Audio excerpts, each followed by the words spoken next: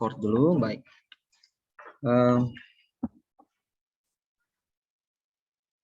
Bismillahirrahmanirrahim. Assalamualaikum warahmatullahi wabarakatuh.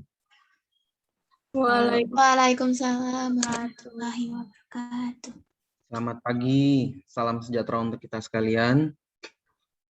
Alhamdulillah, pertemuan ini adalah pertemuan perdana kita di modul Nusantara ya. Saya ucapkan selamat datang di Universitas Tadulako secara virtual ya. Harusnya per hari ini kalian berada di Kota Palu, Sulawesi Tengah ya. Perkenalkan, nama saya Saiful Hendra. Saya sebagai dosen pembimbing kalian ya di modul Nusantara ini.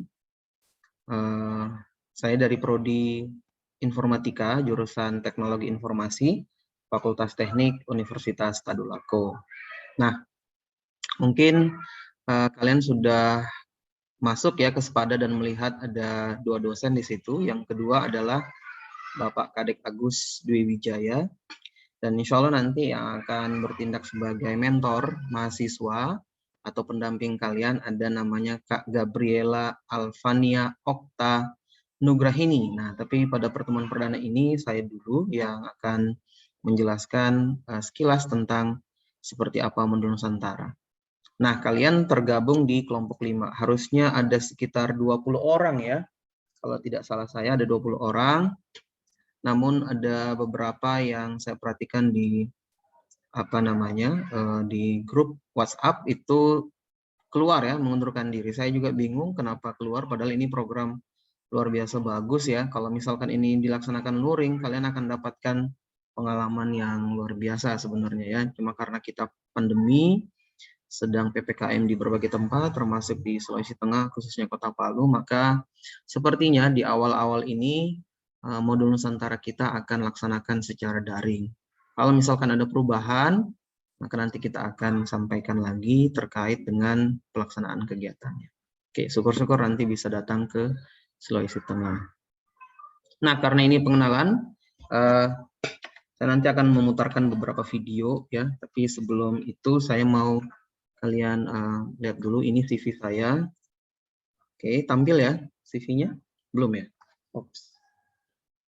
Saya share dulu. Stop ini ya. Ini soalnya CV-nya dalam bentuk JPEG. Nah, apakah tampil? Tampil ya? Tampil, Pak. Oke. Oke.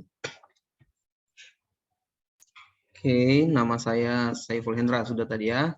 Ini edukasi saya, pendidikan saya.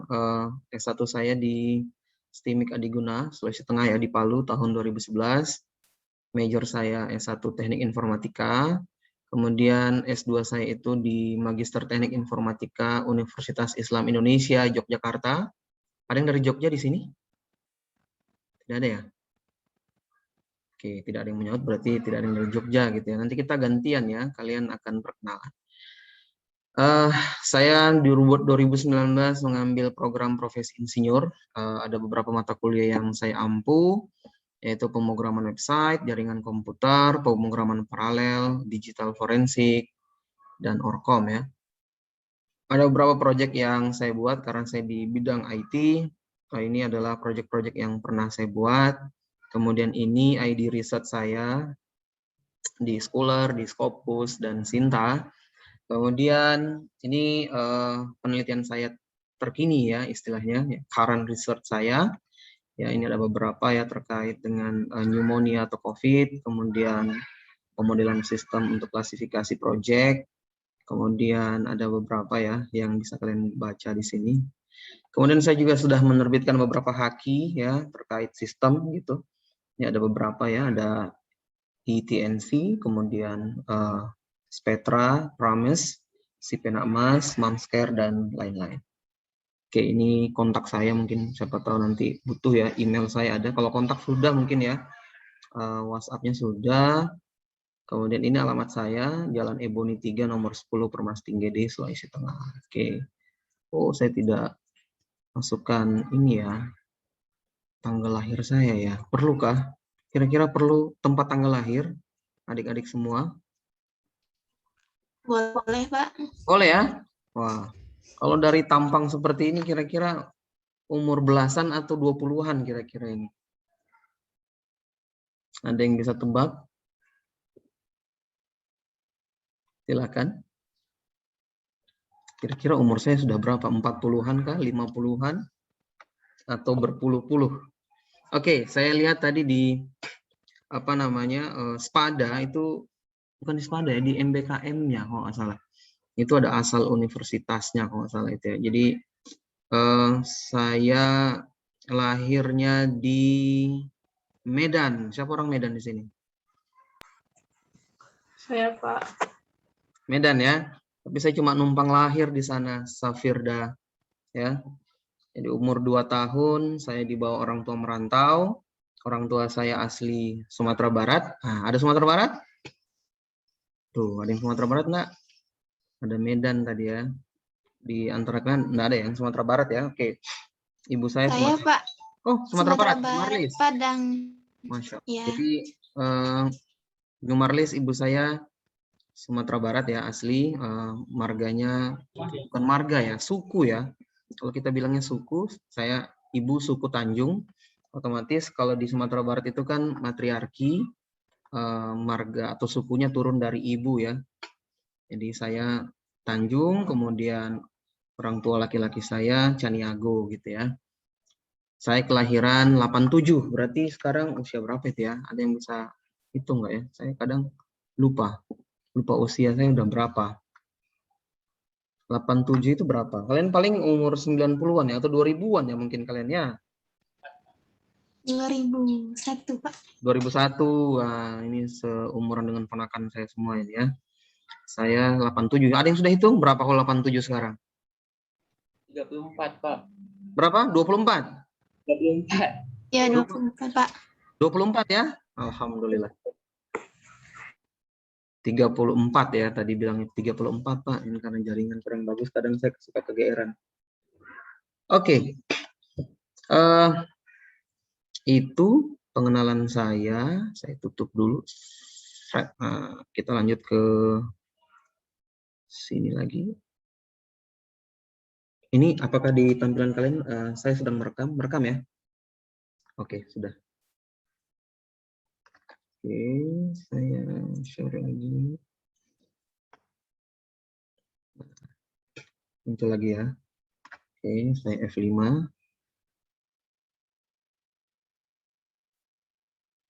Oke, tampil oke.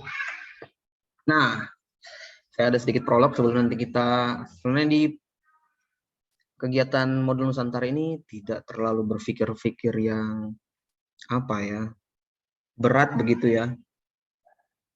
Sebenarnya kalau saya bilang sama teman-teman di kampus, ini mata kuliah jalan-jalan sebenarnya, karena banyak jalan-jalannya ya. Harusnya kalian ada di Sulawesi Tengah sekarang ini ya. Sedikit prolog di modul Nusantara ini, saya tidak tahu ini apakah pepatah atau ucapan para sahabat atau apa gitu ya, yang Muslim. Ada ungkapan seperti ini ya. Mungkin ada yang bisa baca. Jumarlis, silakan Jumarlis. Iya, Pak. Boleh dibaca? Prolog ini, Pak. Iya. Oke. Adab dulu baru ilmu. Orang beradab sudah pasti berilmu. Orang berilmu belum tentu beradab. Yes, luar biasa. Ada yang bisa mendeskripsikan apa namanya ungkapan ini? Safirda. Silakan Safirda. Jadi maksudnya kita itu diharapkan untuk memiliki adab terlebih dahulu, mempelajari adab terlebih dahulu. Karena dalam beradab itu sudah pasti kita memiliki tata cara yang baik dalam menjalankan kehidupan, sehingga orang yang beradab itu pasti bisa menjalankan kehidupan dengan baik. Maka dikatakan dengan orang-orang yang berilmu. Sedangkan orang yang berilmu itu belum tentu mempunyai adab, karena belum tentu yang dipelajari itu adalah adab. Dan tidak semua yang berilmu itu bisa menjalankan kehidupannya dengan baik. Ada yang orang berilmu misalnya jadinya suka stres dan ataupun jadinya jadi bunuh diri karena dia tidak tahu bagaimana cara menjalankan kehidupan ini dengan baik. Seperti itu Pak menurut saya. Terima kasih. Wes, luar biasa. Kita applause untuk Safirda ya. Unimed, jurusan apa Safirda? Pendidikan kimia. Wah, luar biasa pendidikan kimia ya. Saya ganti nama dulu ya. Saya ganti nama karena di sini masih jurusan. Nama saya ini.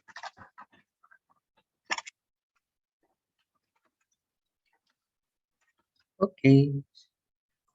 Berubahkah? Oke. Kita lanjut.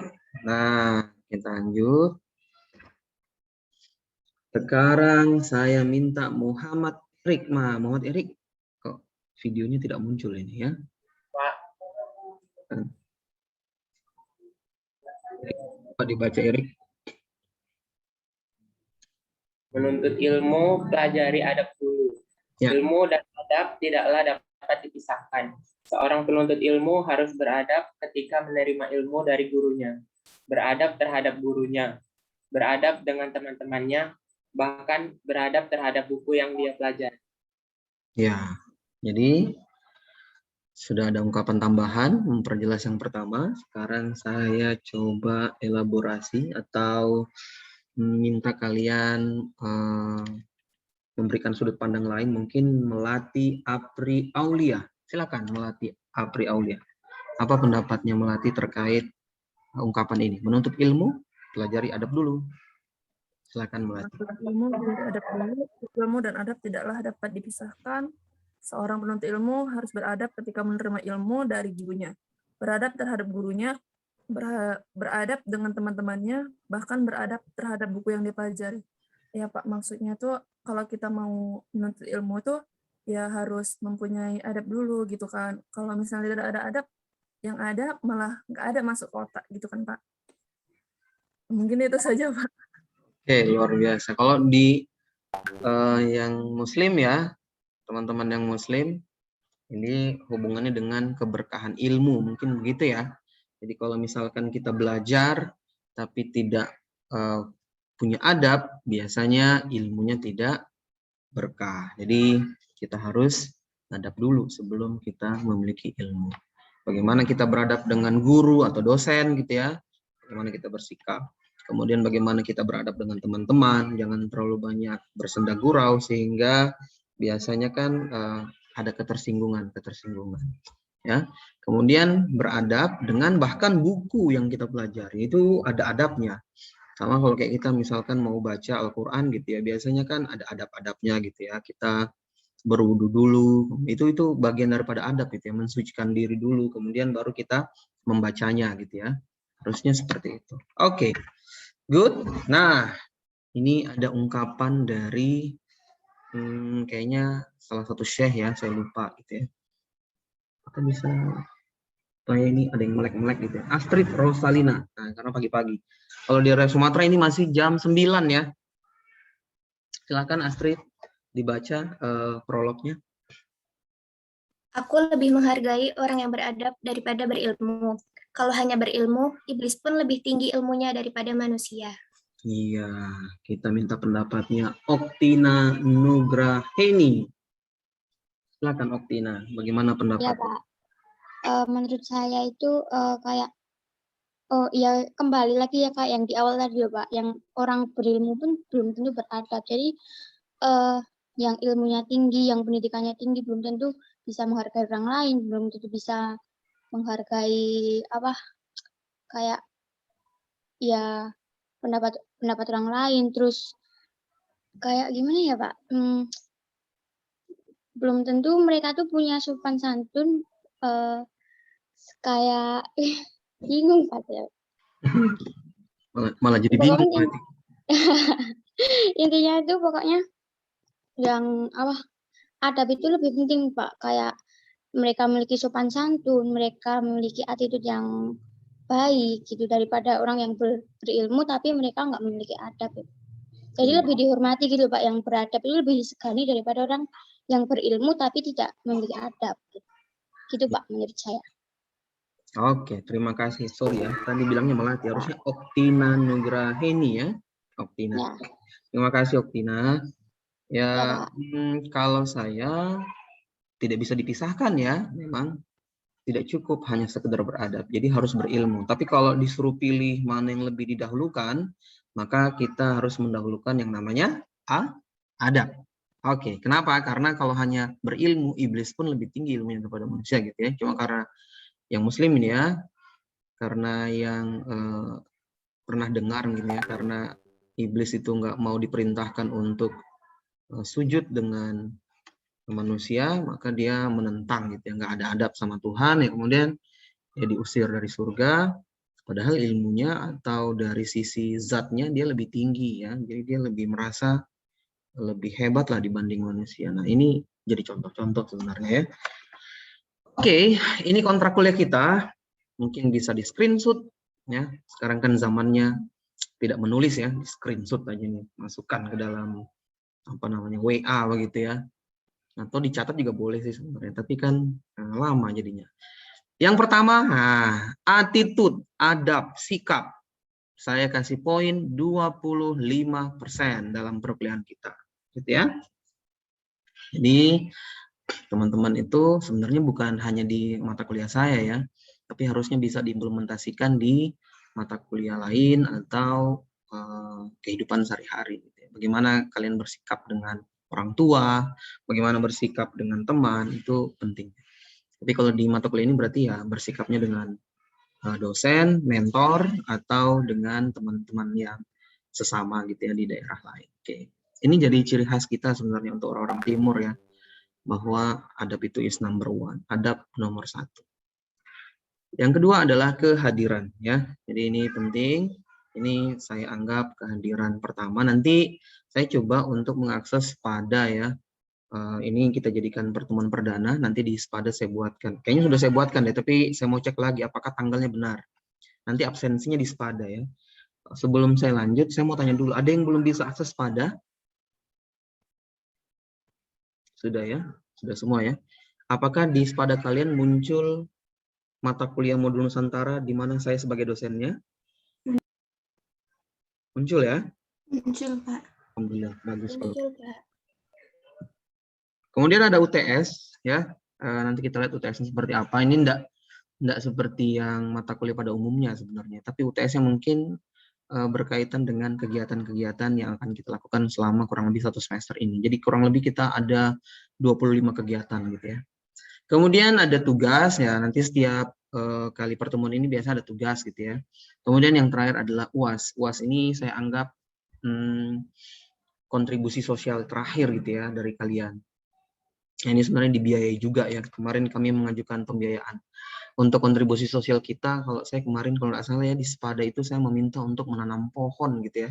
Kontribusi sosial. Jadi kalian di daerah masing-masing bisa mengajukan pendanaan ke saya nanti, beli bibit pohon gitu ya. Karena sekarang ini kan lagi pemanasan global, kemudian bencana di mana-mana, longsor di mana-mana, banjir di mana-mana ya. Mungkin salah satunya karena banyaknya penebangan liar gitu ya. Makanya saya di modul ini menginginkan kontribusi sosial kita adalah menanam pohon. Syukur-syukur kalau pohonnya ini ya produktif, bisa ditanam di rumah kalian atau di pekarangan atau misalkan di daerah terbuka yang ada di sekitar kalian, nanti minta izin sama RT RW-nya gitu ya, tanam pohon gitu ya. Pohon yang produktif misalnya kayak buah-buahan gitu ya. Apalagi kalau kayak di Medan katanya kan buah-buahannya luar biasa banyak gitu kan. Nah itu kan bisa jadi contoh yang baik gitu. Ada pertanyaan di kontrak kuliah kita? Coba kita hitung betul tidak ini 100%. 25 tambah 25 50, 15 15 ini 30 jadi 80, 80 tambah 20 pas 100. Adakah pertanyaan terkait kontrak? Silakan. Tidak ada ya. Oke, kalau tidak ada, kita lanjut. Oh, nutup. Selesai. Oke, gracias. Thank you ya. Nah, saya mau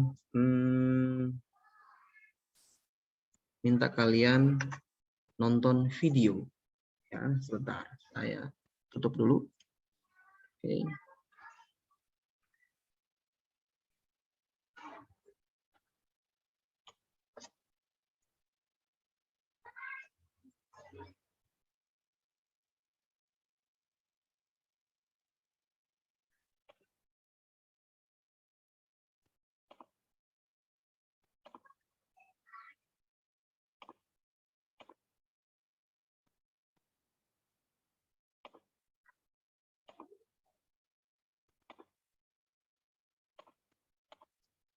Saya stop share dulu ya. Oke, kita share screen.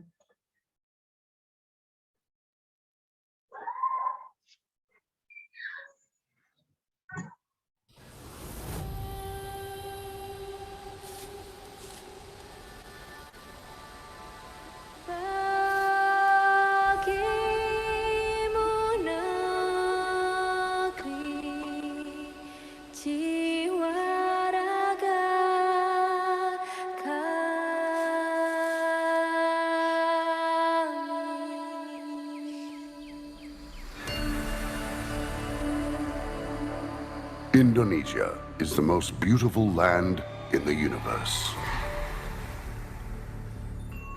The land where we were born, the nation where we grew up. So many colors that live together in peace. With a million timeless treasures. With an abundance of natural wealth. Indonesia is not just wonderful. Indonesia is a wonderland. Kota baru gunungnya Bamega, Ubah Manapur di Salangkara, Ubah Manapur di Salangkara. Batamu lawanlah Adinda, Adinda iman bidadara, Samalayang iman bidadara, Samalayang.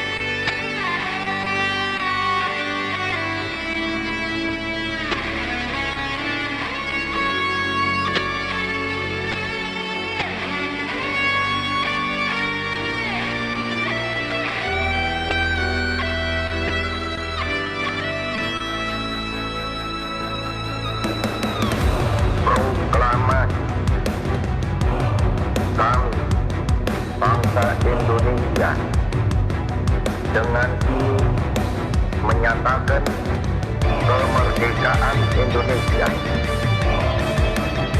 Hal-hal yang mengenai pemindahan kekuasaan dan lain-lain diselenggarakan dengan cara sama dan dalam tempo yang sesingkat-singkatnya. Jakarta, 17 Agustus 1945, atas nama bangsa Indonesia, Soekarno Hatta.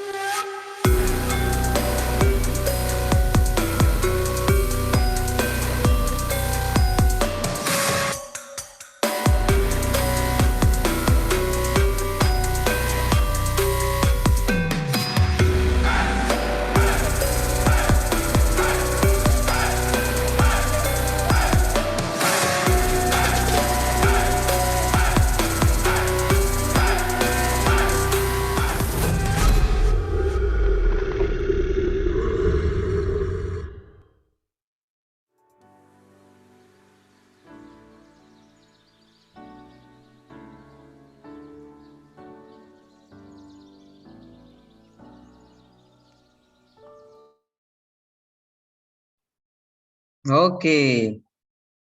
Ada yang sudah menonton video itu sebelumnya? Sudah, Sudah, Pak. Pak. Sudah ya? Wah, luar biasa. Saya kalau nonton itu berulang-ulang, merinding gitu ya. Karena luar biasa ada anak muda yang, saya tidak kenal itu siapa sebenarnya, Alfirez. Tapi karena kemarin diputarkan pada saat pembukaan, saya jadi ketagihan jadinya ya. Luar biasa. Oke, kita tinggal berapa orang ini? 1, 2, 9 orang ya. Semoga nanti minggu depan kita bisa bertambah teman-temannya. Sesi berikutnya kita mau kenalan-kenalan dulu ya dengan teman-teman semua. Nah, nanti silakan perkenalkan nama lengkapnya, kemudian asal daerah, kampusnya di mana, prodinya apa, sekarang semester berapa, kemudian kenapa mengambil modul Nusantara. Saya pilih saja ya, mulai dari Jumarlis. Silakan Jumarlis. Baik, Pak. Terima kasih. Perkenalkan, nama saya Jumarlis, biasa dipanggil Jum atau Juma.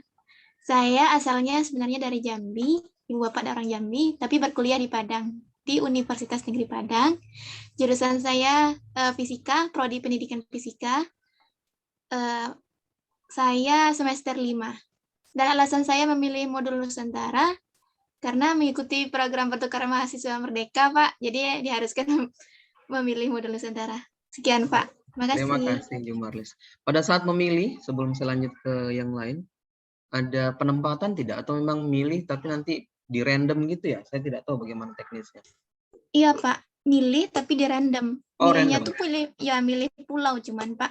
Universitasnya pulau. nggak dipilih. Iya. Pulaunya apa kemarin? Sulawesi atau? Pilihan pertama Bali, Pak. Pilihan pertama Bali. Oh ya, banyak di Bali ya. Oke, kemudian Pilihan yang kedua kedua. baru di Sulawesi, pilihan ketiga di Jawa. Oke. Sip. Terima kasih Ya, Pak. dari Jumarlis, Adinda Jumarlis. Kita lanjut. Melati Apri Aulia. Silakan. Assalamualaikum warahmatullahi wabarakatuh. Waalaikumsalam. Perkenalkan, saya Melati Apri Aulia, asal dari Binjai, Langkat, dari Pendidikan Matematika, Universitas Negeri Medan. Saya sekarang semester 7. Semester 7 ya. Oh ya, tadi Jumarlis semester berapa Jumarlis? Semester 5, Pak. Semester 5. Oh ya, oke. Melati kenapa ngambil modul Nusantara? Alasannya kenapa? Kemarin itu nggak tahu sih Pak kalau ada modul Nusantara ini, tapi pas Bapak masukkan ke grup itu, jadi tertarik gitu. Oh begitu. Tapi mendaftar kan kemarin? Tidak? Iya, mendaftar Pak. Oke. Oke, jadi sebenarnya kalau ini dilaksanakan secara luring, saya sudah berpikiran sama mantan saya yang sekarang menjadi ibu dari anak-anak saya.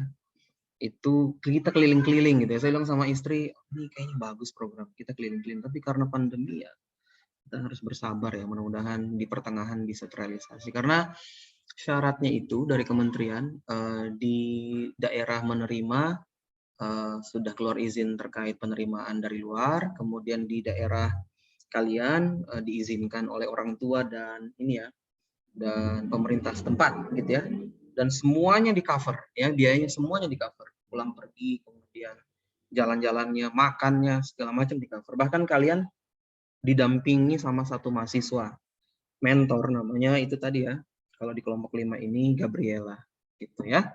Terima kasih Melati. Selanjutnya Safirda Hasanah, silakan. Assalamualaikum warahmatullahi wabarakatuh. Waalaikumsalam. Perkenalkan, nama saya Safirda Hasanah dari Universitas Negeri Medan, asal Medan, jurusan Pendidikan Kimia. Sekarang semester 3, Pak. Semester 3 ya. Kenapa memilih modul Nusantara, Safirda? Karena memang dari pertukaran mahasiswa ya kan, modul Nusantara kan wajib gitu kan, Pak. Jadi Pilihnya kemarin Bali juga. Jawa, Pak. Tersesat di Sulawesi Tengah gitu ya. Oke, saya sebelum ke yang lain, terima kasih ya Safirda. Saya itu umur 2 tahun sudah dibawa merantau, jadi kalau disuruh pulang ke Medan, saya selalu menolak. Saya bilang saya nggak punya memori di Medan, takutnya nanti kalau ditanya ini itu saya nggak bisa jawab. Bahasa pun kalau orang tua pakai bahasa Padang, Jumarlis, kalau orang tua saya pakai bahasa Padang itu saya hanya bisa nerima tapi nggak bisa feedback saya. Ampun. Jadi saya nggak bisa balas pakai bahasa Padang gitu ya. Jadi tahu saja dia bicara apa, orang tua bicara apa, tapi saya nggak bisa balas. Jadi sudah terdegradasi lah begitu ya, karena jarang pulang mungkin ya. Karena memori saya banyaknya di Sulawesi Tengah gitu. Saya ucapkan sekali lagi selamat datang. Sulawesi Tengah, khususnya Kota Palu, sebenarnya kota yang sangat indah gitu ya. Kalau kalian lihat di atas pesawat gitu ya, karena kita kotanya Teluk gitu ya, walaupun kemarin sempat hancur berantakan karena gempa ya, mungkin sudah pernah dengar ya, tahun 2018 itu salah satu fenomena bencana alam yang luar biasa, 3 sekaligus, longsor atau likuifaksi, kemudian gempa bumi itu sendiri dan tsunami ya. Kalau kayak di Medan itu kan paling gempa atau tsunami kemarin, atau di Aceh gitu ya. Kalau kami itu ngerasain 3-tiganya, longsor atau likuifaksi juga iya, tsunami iya, gempa bumi juga ya. Jadi memang luar biasa. Padahal kemarin saya mau ngajak kalian juga sebenarnya itu keliling-keliling wisata bencana ya, karena di sini ada daerah yang tadinya ada penduduk hilang gitu ya. Hilang dengan pemukimannya hilang gitu ya. Tapi karena gempa ya. Maaf, karena pandemi ya, jadi tidak bisa gitu ya. Safirda sudah, kemudian Astrid Rosalina, silakan. Adinda Astrid. Ya, Assalamualaikum Bapak dan teman-teman semuanya. Saya Astrid Rosalina Faradita Putri, bisa dipanggil Astrid, dari Universitas Singapura Bangsa Karawang, Jawa Barat, Prodi Akuntansi, semester 7. Kalau lahir saya di Magelang, Jawa Tengah, tapi kuliahnya ada di Jawa Barat. Oh ya. Tinggalnya di Jawa Barat sekarang ini. Tinggalnya di Jawa Barat sebenarnya, tapi sekarang lagi ada di Pandemi. Jawa Tengah. Oh, lagi pandemi kan? Iya. Jadi sekarang di Magelang. Ya, Oke, Magelang ini bagi yang belum pernah ke Magelang ya. Ada yang sudah pernah ke Magelang selain Astrid? Wah, Astrid orang Magelang gitu ya. Ada yang sudah pernah ke Magelang belum? Firda, Faisal, sudah pernah ke Magelang Faisal? Sudah, Pak. Oh, sudah pernah ke Magelang. Jangan-jangan orang Magelang juga ini. Faisal, bukan? Orang Solo, Surakarta. Oke, Jawa ya. Tetanggaan lah. Tetanggaan lah. Jadi kalau di Magelang itu kalau nggak salah saya kota bunga ya, kota kembang ya. Benar sih? Benar nggak sih di Jawa Tengah? iya, Di kota Juluk sejuta bunga. ada juga kota bunga ya. Jadi bukan cuma Bandung ya. Tapi di Magelang itu juga sebutannya kota bunga, kota kembang. Dan kelahirannya ini ya, bagi yang belum tahu, kelahirannya artis fenomenal zaman saya kecil gitu ya. Siapa Astrid? Tahu saya itu Pak Susana. Iya. Yang lain nggak tahu Jadi lagi. bagi yang pernah nonton film fenomenal itu ya, saya tidak ada film horor terbaik yang pernah saya nonton selain film-filmnya almarhumah Susana gitu ya. Beliau itu lahir di Magelang ya. Dan banyak orang salah kaprah kalau datang ke Jawa Tengah, khususnya Jogja. Saya tanya gitu ya, oh ngapain ke Jogja? Kebetulan saya kuliah di Jogja ya, waktu S2. Mereka bilangnya, mau lihat ini Pak, Borobudur. Borobudur itu di Jogja gitu ya. Borobudur itu tepatnya di Magelang ya, kampung halamannya Astrid. Benar ya, Astrid ya? Itu masuk di Kabupaten Magelang ya. Oke. Iya Pak. Jadi bukan di Yogyakarta. Prambanan pun bukan Jogja ya. Benar ya Faisal ya? Iya, Pak. Masuknya mana Faisal? Masuknya wilayahnya masih ke Klaten, Pak. Klaten ya. Jadi Di tapi orang luar itu tahu Borobudur dan Prambanan itu di Jogja deh ya. Kalau orang luar ya, orang misalnya kayak dari Sulawesi atau apa gitu ya. Kalau ditanya mau kemana Jogja, ngapain ke Jogja? Lihat Borobudur. Borobudur bukan di Jogja. Borobudur itu di Magelang. Prambanan juga bukan di Jogja, tapi di daerah Klaten gitu ya. Oke, good. Terima kasih Astrid. Selanjutnya kita minta perkenalan dari Muhammad Erik Hidayat. Silakan. Assalamualaikum warahmatullahi wabarakatuh. Waalaikumsalam. Perkenalkan, nama saya Muhammad Erik Hidayat, asal Binjai, Sumatera Utara, tapi kuliahnya di Universitas Negeri Medan. Jurusan Pendidikan Teknik Bangunan, program studi Teknik Sipil, semester 7. Pendidikan, gimana tadi itu, Dek? Pendidikan Teknik Bangunan, Pak. Apa itu? Prodinya, bukan? Itu jurusannya. Kalau prodinya Teknik Sipil. Prodinya Teknik Sipil, pendidikan. Ini fakultasnya FKIP atau fakultas teknik? Fakultas Teknik. Oh, saya pikir tadi FKIP. Soalnya ada kata pendidikan ya, jangan-jangan jadi guru STM gitu ya. Nah, biasanya kan kalau yang pendidikan-pendidikan gitu kan ke sekolah gitu. Berarti ini fakultas teknik ya? Iya, Pak. Oke, sekarang semester berapa Adinda Erik? Semester 5, Pak. Semester 5. Ini pandemi seperti ini berarti kebanyakan di rumah ya. Ya. Baik, kenapa memilih modul Nusantara, Erik? Karena udah jadi kewajiban, Pak. Wajib ya? Harus ngambil modul Nusantara. Ini karena satu semester itu dikonversi kalau nggak salah 2 atau 3 SKS gitu ya, pengetahuan saya. Jadi nanti ini dalam bentuk mata kuliah gitu lah ya. Oke, good. Terima kasih Erik. Selanjutnya Faisal Julianto. Silakan Faisal. Perkenalkan, nama saya Faisal Julianto, asal dari Surakarta, Universitas Slamet Riyadi, program studi Teknologi Hasil Pertanian, sekarang berada di semester 3. Alasan mengikuti modul Nusantara ya, karena selain itu tadi ya juga ingin belajar budaya juga di Palu, Pak. Oh, memang milih Palu atau milih Bali sebenarnya kemarin, Faisal? Ya, Bali juga, Palu juga. Bali juga. Ini banyak yang tersesat gitu ya. Banyak yang tiba-tiba di kementerian disebar begitu random. Oke, terima kasih. Walaupun begitu ya sebenarnya Bali itu indah ya. Tadi sudah kalian lihat itu ya, ada yang tarian Bali. Kemudian saya juga sudah pernah ke Bali. Tapi Indonesia itu kaya ya. Jadi memang Pak Menteri kita memang sengaja, atau pemerintah kita memang sengaja membuat program ini supaya kalian juga mengenal kebinekaan kita, bahwa kita memang kaya. Kita punya identitas. Itu yang penting ya. Menurut saya itu yang penting. Kayak orang Amerika itu dia nggak ada identitas menurut saya. Kecuali orang Indian asli gitu ya. Identitas yang saya maksud ya kita punya bahasa, kita punya pakaian adat gitu ya. Yang mereka itu enggak punya. Jadi kalau mereka lihat kita itu mereka terpukau-pukau gitu ya. Karena kita luar biasa kayanya ya. Jadi kekayaan kita yang sebenarnya itu sebenarnya bukan cuma kekayaan alam ya, tapi kekayaan keberagaman. Terima kasih Faisal. Kita lanjut, Oktina Nugraheni. Belum ya? Sudah tadi? Belum ya? Belum, Mbak. Oh, monggo silakan Oktina. Perkenalkan, nama saya Oktina Nugraheni. Saya berasal dari Surakarta, dari Universitas Slamet Riyadi Surakarta, Prodi Teknologi Hasil Pertanian, semester 3, Pak. Wah, ini saya yakin tetangganya Faisal. Benar? Ya, Pak, satu angkatan. Oh, satu angkatan.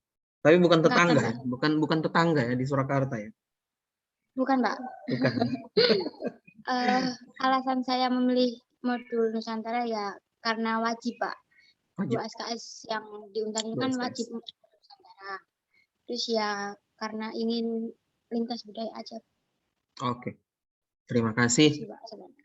Oktina. Ingin belajar budaya. Baik, terima kasih. Terima kasih. Selanjutnya siapa lagi yang belum ya? Astrid, terus Kalina belum ya? Atau yang belum? Sudah semua kan? Sudah ya? Astrid sudah tadi kan? Sudah. Sudah, Pak. Omnimed. Sudah semua berarti. Oke. Terima kasih. Sekali lagi saya ucapkan selamat datang di Universitas Tadulako. Selamat datang di Sulawesi Tengah, khususnya Kota Palu. Sayang sekali kita tidak bisa bertemu secara fisik, hanya bisa secara daring. Jadi saya putar lagi video ya terkait Sulawesi Tengah, kemudian Kota Palu, ya jurusan kami ya. Kemudian kita masuk materi sedikit. Ada kebinekaan hari ini ya. Sebentar.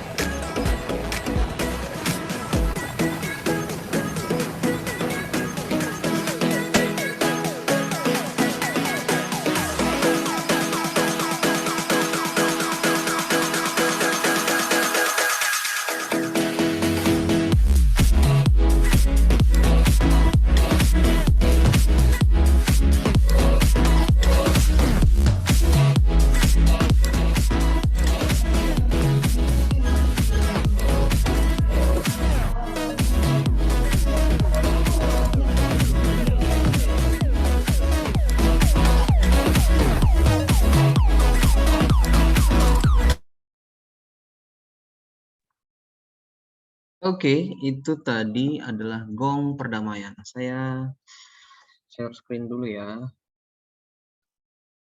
Oke, ini sepada kita. Kalian bisa lihat di sepada masing-masing sebenarnya ya. Sudah mulai ada di kebinekaan 1 kita, sebenarnya kita harusnya ke sini ya. Jadi ini adalah situs atau tempat ya, yang paling pertama kita kunjungi karena kenapa?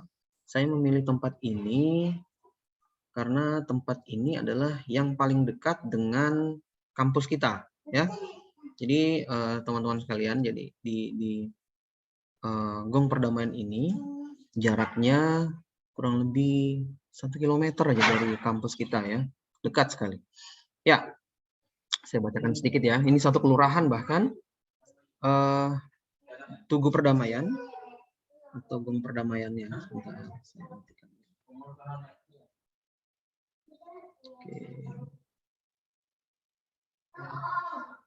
Oke, Tugu Perdamaian namanya Nosarara Nosabatutu ya. Jadi Tugu Nosarara Nosabatutu ya.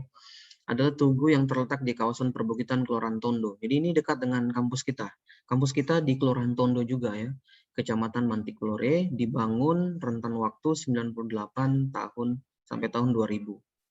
Sebagai apa? Sebagai simbol persatuan dan perdamaian masyarakat Sulawesi Tengah pasca konflik komunal yang terjadi di Poso ya.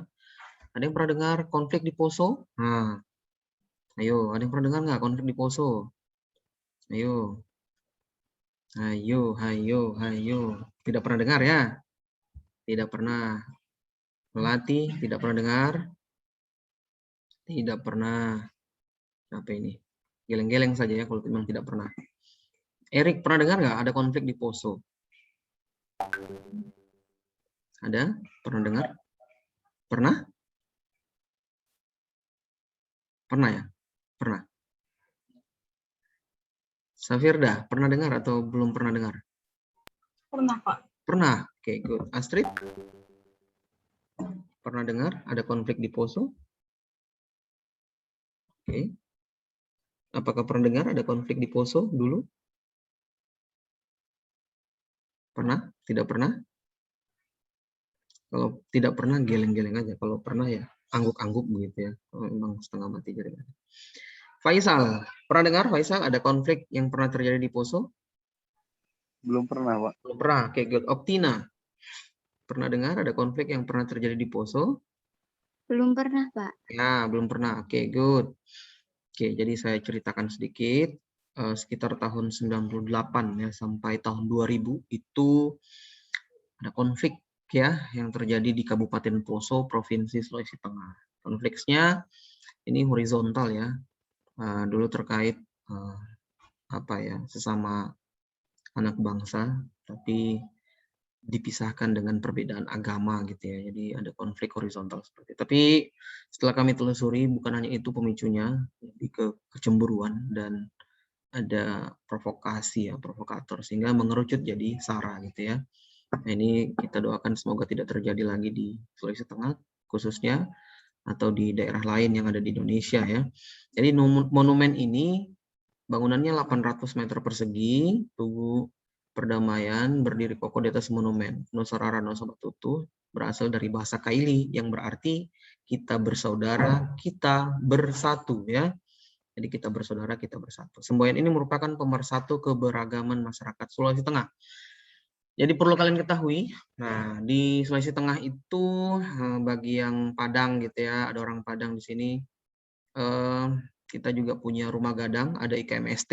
Di sini ada IKMST namanya ya, Ikatan Keluarga Minang Sulawesi Tengah ada ya. Kemudian ada Paguyuban Jawa ada ya. Kemudian ada Paguyuban Gorontalo dan termasuk daerah yang bisa mewakili atau jadi miniatur Indonesia. Kenapa? Karena di sini juga banyak keberagaman agamanya ya. Hindunya ada, Budanya ada ya. Orang Balinya ada ya, daerah tertentu itu ada komunitas Bali. Kemudian Kristen ada, Katoliknya ada, Konghucu juga ada gitu ya. Jadi sangat beragam. Di Palu juga sukunya banyak ya. Selain memang suku asli daerah Kaili, di sini suku aslinya namanya suku Kaili ya. Kaili pun terbagi-bagi ya, terbagi-bagi. Ya, kalau di luar Kaili banyak, misalnya ada Padang, Gorontalo, Bugis, kemudian Jawa, kemudian Kalimantan, Banjar gitu, banyak, hampir semua ada. Papua, hampir semua ada. Ya, kalau saya bilang hampir semua, Maluku ada gitu. Jawa Barat, Jakarta, semua, hampir semua ada ya. Termasuk plural ya, termasuk heterogen ya, heterogen di Sulawesi Tengah ini ya. Oke, jadi itulah ya. Dengan kekayaan kita itu, kita sebenarnya punya resiko terpecah sebenarnya ya. Tapi dengan adanya simbol-simbol seperti ini, diharapkan kita bisa tetap kokoh, tetap bersatu ya. Semboyan ini pemersatu ya. Selain itu kawasan wisatanya juga berwarna kuning, berdiameter 2 meter. Ada gongnya itu yang berwarna kuning ya. Jadi ada gong besar tadi yang kalian lihat di video. Diameternya itu 2 meter gitu ya. Beratnya 180 kilo, menggambarkan peta Indonesia. Di bagian tengah ada simbol perdamaian persaudaraan 5 agama, Islam, Kristen, Hindu, Buddha, Konghucu. Pada bagian lingkaran kedua, ketiga merupakan lambang 33 provinsi. Ini karena 2017 ya, tapi karena 2000 berapa ya, kita sudah jadi 34 provinsi kan. Paling luar mencantumkan 440 logo dan nama kabupaten kota se-Indonesia. Nah, ini sumbernya Wikipedia, bisa kalian baca secara jelas gitu ya. Jadi kalau misalkan kalian mau jalan-jalan di Gong Perdamaian, nah itulah kurang lebih deskripsinya. Sayang kita bisa tidak datang secara langsung, tadi sudah lihatlah videonya secara sekilas. Oke. Nah, apa yang kita ingin bangun dari sini? Kebinekaan pertama, kita diharapkan membangun kesepahaman dalam kebinekaan ras, suku, bahasa, dan adat istiadat. Seperti yang saya bilang di awal tadi, jadi kekayaan kita sebenarnya bukan hanya di kekayaan alam, tapi kekayaan keberagaman. Inilah kekayaan kita yang sebenarnya yang tidak dimiliki oleh bangsa atau negara lain di dunia. Kita sangat beragam. Jenis kegiatan kita kunjungan ke monumen daerah, objektifnya, tujuannya menumbuhkan rasa nasionalisme, mengenal keberagaman sejarah, budaya dalam kehidupan bermasyarakat di daerah Palu. Ya. Kunjungan kita ke Tugu Nosarara, Nusa Batutu, dan Gong Perdamaian. Oke, harusnya waktunya 2 jaman kita jalan-jalan ke sana. Oke, mahasiswa diminta mempelajari 1 pengamatan simbol. Nah, nanti bisa kalian lihat di internet ya. Kemudian dosen pembimbing memperhatikan konsentrasi fokusnya nanti kalau di kunjungan sebenarnya nih ya. Mahasiswa dan dosen berdiskusi aktif, nanti kita bisa menjawab. Pertanyaan kunci, nah, apa latar belakang didirikannya? Tadi sudah saya singgung ya. Sejauh apa pengetahuan masyarakat sekitar? Nah, ini kayaknya agak sulit kita jawab karena kita tidak turun langsung. Bagaimana peran pengelolaan Tugu menumbuhkan rasa nasionalisme? Ini juga kita tidak turun langsung. Bagaimana cara Tugu memperkenalkan pada masyarakat, khususnya warga Palu, sehingga menumbuhkan rasa empati? Ini juga sulit rasanya kita mau elaborasi lebih jauh karena kita tidak turun secara langsung ya. Tapi bisa kita cari nanti di internet seperti apa ya, kalau memang ada silakan. Oke, kemudian, nah ini sudah ada videonya. Kita klik dulu ini awal mula konflik Poso. Nah, saya coba ya awal mula konflik Poso ini ada nggak ya? Sebentar saya cari dulu di YouTube.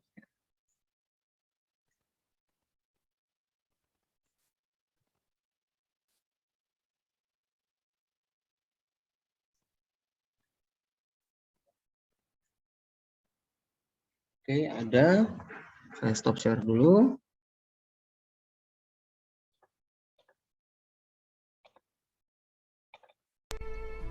Awal mulanya. Assalamualaikum warahmatullahi wabarakatuh. Jejak panjang konflik di Poso. Awal mulanya, bahkan di kawasan ini pula sempat terjadi konflik komunal yang melibatkan kelompok agama seperti Islam dan Kristen. Salah satu jurnal mengenai konflik di Poso menyebut pertama kali konflik komunal terjadi pada 24 Desember tahun 1998. Insiden saat itu terjadi karena pertikaian antara pemuda yang kebetulan berbeda agama. Tapi lantas memunculkan sentimen keagamaan yang cukup tajam antara umat Islam dan Kristen lantaran bertepatan dengan momen perayaan Natal dan Ramadan yang bersamaan. Isu tersebut berkembang sedemikian rupa hingga akhirnya mengakibatkan perpecahan. Namun begitu, Komnas HAM pada saat itu meyakinkan bahwa kerusuhan yang muncul bukan disebabkan karena ketegangan antara agama atau etnis tertentu. Ketegangan lain menyusul bertahun Kemudian pada April hingga Mei 2000, konflik di Sulut pertikaian antara pemuda Muslim yang mengaku diserang kelompok pemuda Kristen. Kemudian aksi saling balas pun mewarnai bulan-bulan tersebut. Akibatnya, kekerasan pun meningkat pada periode itu. Hingga akhirnya, aparat kepolisian mendatangkan pasukan brigade mobil atau Brimob dari Palu. Sepanjang ketegangan antara Mei 2000 hingga Desember 2001, disebut bahwa fenomena konflik mengarah pada perang saudara sehingga membuat kekacauan berkepanjangan. Jurnal Kajian Historis mengenai konflik Poso menulis, hal tersebut karena masing-masing kelompok menganggap konflik yang terjadi merupakan perang untuk mempertahankan kesucian masing-masing agama. Melalui isu agama pula, eskalasi konflik pun meluas. Salah satu upaya perdamaian yang untuk meredam api di Poso kala itu adalah Deklarasi Damai Malino I pada Desember 2001. Langkah itu inisiatif pendeta atau Bondo yang kemudian dieksekusi Yusuf Kala, yang kala itu menjabat Menteri Koordinator Kesejahteraan Masyarakat. JK sapaan akrab Kala ditunjuk menjadi pemimpin mediator. Saat itu ia mengutarakan bahwa akar konflik bukanlah disebabkan perseteruan antar agama, melainkan unsur politik. Salah satu hasil pertemuan juga meminta semua pihak untuk menjaga suasana damai, menghilangkan fitnah, dan menegakkan sikap saling menghormati. Pasca kerusuhan di wilayah Poso mereda, Polri mendirikan Komando Lapangan Operasi yang digelar dengan berbagai sandi operasi. Misalnya, Operasi Sadar Maleo pada 2000 silam. Kemudian, pada April 2004, TNI atau Polri juga memobilisasi kekuatan melalui Operasi Sintuwu Marusu. Aparat juga sempat menggencarkan Operasi Camar Maleo pada awal 2015. Dalam hal ini, kegiatan tersebut ditunjukkan menangkap kelompok teroris Abu Wardah alias Santoso yang merupakan pendahulu dari Ali Kalora di wilayah Poso. Operasi tersebut digelar dalam 4 jilid hingga Januari 2016. Setidaknya ada 24 orang teroris yang ditangkap dan 7 anak buah pimpinan MIT tewas ditembak. Kelompok itu disebut-sebut selalu bersembunyi di wilayah pegunungan Kabupaten Poso, Sulteng. Namun, hingga akhir berjalannya operasi, aparat tak berhasil membongkar jaringan teror binaan Santoso di wilayah Sulawesi tersebut. Santoso merupakan sosok teroris yang acap kali menyerang korbannya dengan brutal. Sejak 2007, dia diduga menjadi otak pembunuh mutilasi terhadap 3 siswi SMK di Poso. Kemudian, terjadi pula aksi pembunuhan terhadap sejumlah polisi. Polri kemudian membentuk tim Satuan Tugas atau Satgas Tinombala yang mulai beroperasi sejak 2016. Operasi ini melibatkan sejumlah satuan pasukan khusus kepolisian dan prajurit TNI. Dalam operasi tersebut pun, aparat berhasil menembak mati Santoso pada 18 Juli 2016 di sekitar desa Tambarana, Poso, pesisir utara. Tak berselang lama, kaki tangan Santoso, Muhammad Basri pun ikut diringkus lantas menyerahkan diri. Pucuk pimpinan organisasi terorisme tersebut kemudian beralih kepada Ali Ahmad alias Ali Kalora yang hingga saat ini belum tertangkap. Aparat memperkirakan selama ini Ali Kalora bersembunyi di hutan-hutan di kawasan antara Kabupaten Poso dan Kabupaten Parigi, Mautong. Ia bergabung dengan MIT pada 2011 silam. Tak berselang lama, Ali langsung terlibat serangkaian aksi teror di wilayah Poso, Sulawesi Tengah. Operasi Tinombala masih berlanjut meski sudah 4 tahun gagal meringkus kelompok MIT Poso tersebut. Setidaknya masih ada 11 buronan termasuk Ali Kalora yang menjadi pekerjaan rumah bagi satuan tugas itu. Polri telah memperpanjangkan masa kerja satuan tugas atau Satgas dalam operasi Tinombala hingga akhir tahun 2020. Perpanjangan tim pengejaran kelompok teroris ini dilakukan usai masa operasi berakhir pada 30 September lalu. Terakhir, Kapolri Jenderal Idam Aziz memerintahkan anggotanya untuk menembak mati kelompok Mujahidin Indonesia Timur atau MIT pimpinan Ali Kalora jika melawan saat ditangkap. Instruksi ini merespon tindakan keji yang diduga dilakukan kelompok tersebut terhadap satu keluarga di Sigi beberapa waktu lalu. Jadi, pelajaran yang bisa kita ambil dari tragedi peristiwa konflik Poso adalah dapat dijadikan landasan untuk lebih menanamkan nilai-nilai nasionalisme dan kebangsaan kepada para siswa untuk saling menghargai dan menghormati perbedaan dari keanekaragaman bangsa serta agama yang ada di Indonesia, sehingga konflik perpecahan dapat dihindari dari awal.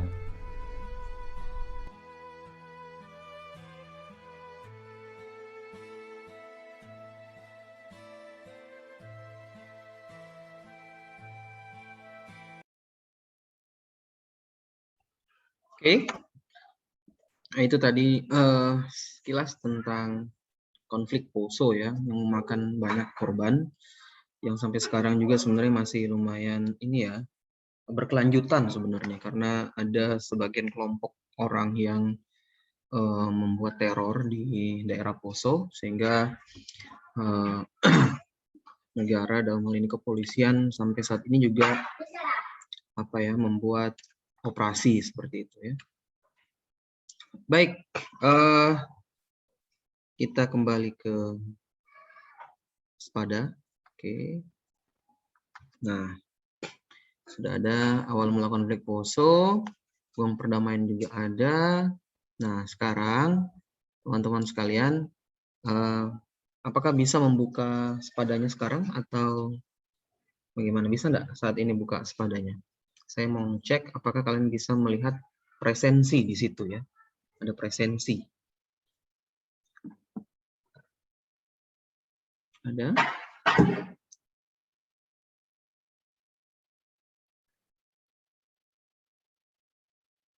Nah, di bagian sebelah kiri itu ada present. Saya sudah buatkan ininya.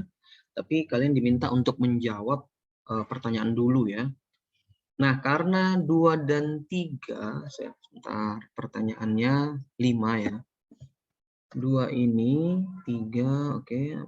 Oke, kayaknya lebih ke 1 dan 5 saja dulu, karena 2, 3, 4 kita tidak bisa explore lebih jauh. Ya. Karena harusnya ini kita datang ya. Harusnya ini kita datang ke situsnya. Jadi untuk 2, 3, 4 boleh dilompati.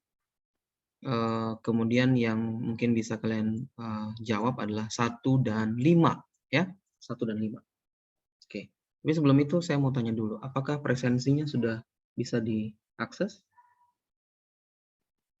Presensi di bagian mana ya, Pak? Kiri ada presence di situ. Sudah, Pak. Ada ya, muncul. Saya boleh minta salah satu orang untuk share screen, saya mau lihat tampilan sebagai mahasiswa itu seperti apa. Mungkin Jumarlis bisa share screen. Saya mau lihat bagaimana kalau sisi mahasiswa. Kalau saya kan tampilan dosen gitu ya. Kita pakai LMS padanya Dikti.